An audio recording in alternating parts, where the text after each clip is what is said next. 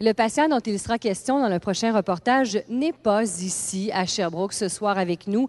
Il est plutôt en Floride, sous le soleil. Il profite de la vie, comme il le dit si bien et comme il le partage si bien d'ailleurs avec ses proches.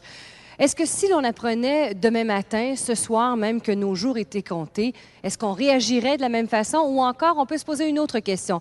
N'est-ce pas de cette façon-là que l'on doit réagir tous les jours, profiter de la vie au moment présent, là où elle passe?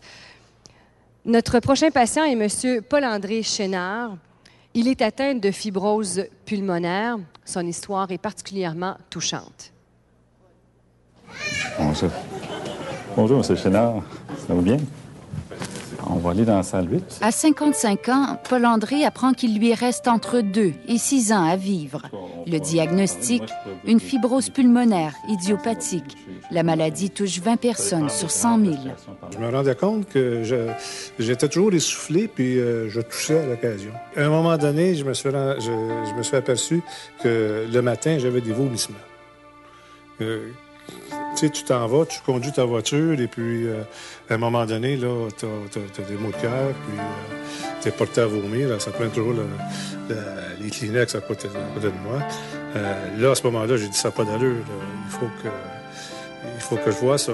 Et toutes ces opacités-là, les changements blancs, c'est des signes de fibrose, c'est-à-dire une déposition excessive de collagène.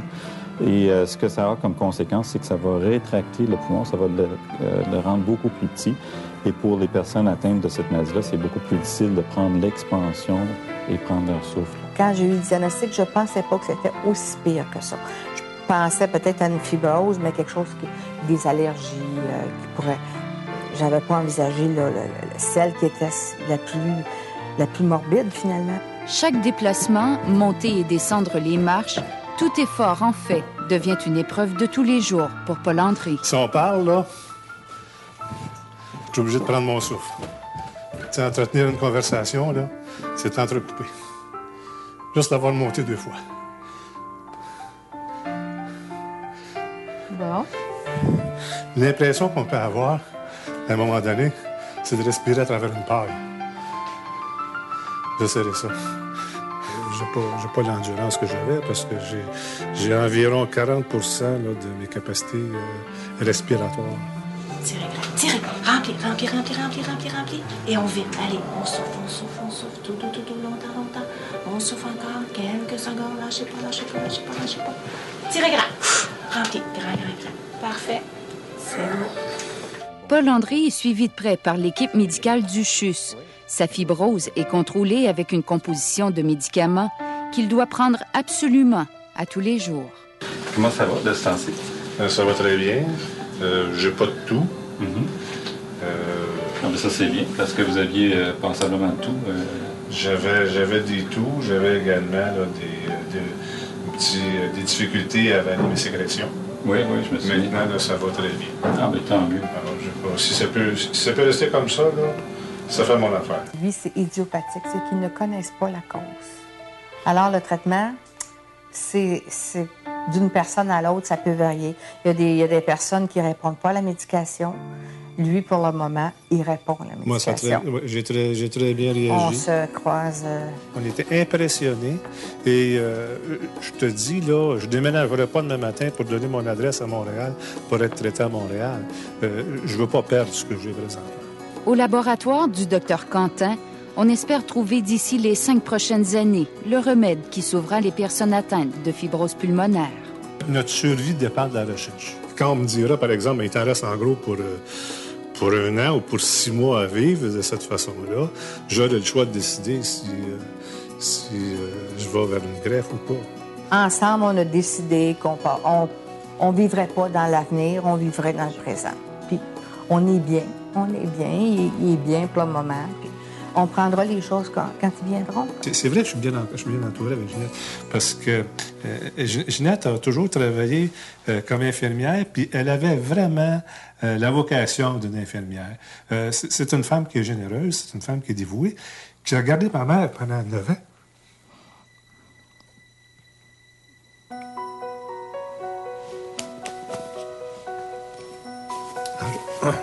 Ça sert à rien, je pense. d'imaginer les choses. Ça se passe rarement comme on l'a imaginé. Puis je pense, j'ai appris aussi à faire confiance à la vie. Comme je disais au Dr Quentin, si vous êtes capable de maintenir dans cet état-là pendant encore 15 ans, je vais être l'homme le plus heureux. Emmanuel, c'est beau, c'est touchant le message que ton père nous envoie ce soir. Et au moment où on se parle, je suis sûre qu'en Floride, il nous écoute. Alors, quoi lui dire? Quel exemple de courage. Quel exemple de courage un père peut donner à ses enfants. Je l'admire, c'est mon héros. Oui. C'est vrai, tu as bien raison. Emmanuel, quand tu as appris cette nouvelle-là, que ton père avait une maladie incurable, comment on reçoit ça, là? C'est de l'impuissance, totalement. On s'imagine que nos parents sont forts, qu'on va les avoir toute notre vie, qu'ils vont voir grandir nos enfants, on va les voir vieillir, qu'on va avoir une belle vie ensemble, et puis on apprend quelque chose comme ça. On se dit, les jours sont comptés. Alors, il faut vivre au jour le jour, le moment présent, et se dire qu'on s'aime. Mais ça, on entend ça, Dr Quentin, on entend ça, cette petite phrase-là, mais est-ce qu'on l'applique vraiment? Oui, bien c'est ça. Je pense que c'est une très bonne idée de l'appliquer là, pour tout le monde, même les gens en bonne santé. Je pense qu'il faut profiter de la vie puis passer au jour le jour. Mais quand on est atteint d'une maladie comme la fibrose pulmonaire, c'est sûr qu'on cherche l'espoir en même temps. On est réaliste, on sait qu'on a une maladie incurable aujourd'hui, mais je pense qu'il y a un message d'espoir aussi. Le courage que M. Chénard a, c'est formidable, mais il a aussi mentionné qu'il y a des choses qui peut regarder de la greffe pulmonaire, une possibilité, mais aussi il y a de la recherche vers Mais sur quoi, justement, la recherche? Parce qu'Emmanuel, c'est là qu'on prend conscience de l'importance, justement, des travaux comme ceux du docteur Quentin. Le docteur Quentin est pour nous une grande source d'espoir. Je veux dire, il y a probablement beaucoup de pression sur vos épaules, mais nous, on fait notre part. On a, je pense, son moral est excellent. Et puis, on se dit qu'avec l'aide du docteur Quentin, tous les jours, on va faire notre part aussi. Et puis, on va travailler fort pour essayer de s'aider et puis d'être positif à travers cette épreuve-là. Qu'est-ce qui attend M. Chénard, le docteur Quentin?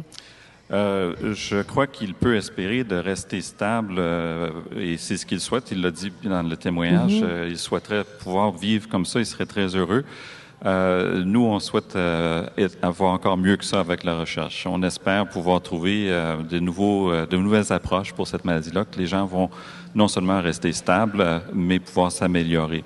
Je pense que la guérison, c'est peut-être illusoire, mais certainement que la recherche peut arriver à mieux contrôler cette maladie-là. Emmanuel, vous avez côtoyé avec votre père, Dr Quentin, à de nombreuses reprises. Vous savez comment il est près de ses patients. Le docteur Quentin est un être très, très généreux. Et puis, il y a beaucoup d'espoir qui est fondé en vous. Et puis, je pense que c'est un privilège de l'avoir rencontré. Vous savez, même de Floride, la technologie permet toutes sortes de choses. Et M. Chénard, il a quelque chose pour vous, à vous dire juste avant le départ, là. Il ne pouvait pas manquer de saluer justement cette belle relation qu'il a avec vous, Dr Quentin. Écoutez ce qui suit. Bonjour, Dr Quentin. Ginette et moi, on part pour la Floride. On va être partis pendant 5 semaines. On vous remercie beaucoup du travail que vous avez fait pour nous. On part rassurés grâce à vos efforts. On va profiter des 5 semaines et on va penser à vous et on va vous parler de l'expérience qu'on aura vécue à notre retour. Au revoir. Merci, Dr Quentin. Merci à vous. Merci à M. Chénard, justement, oui, qui profite de la vie. Et tant mieux. Et nous, on va adapter, justement, et appliquer ce message-là. Merci infiniment pour votre présence ici, Emmanuel. Courage, on s'accroche et surtout, on garde espoir.